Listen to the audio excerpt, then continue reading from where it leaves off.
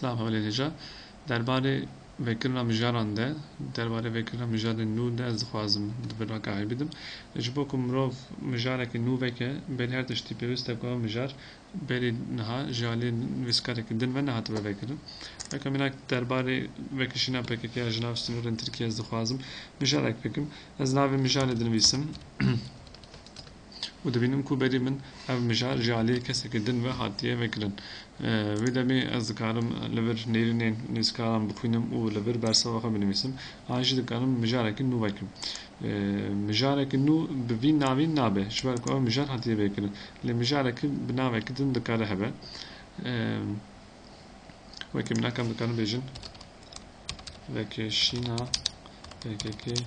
ya sala 2013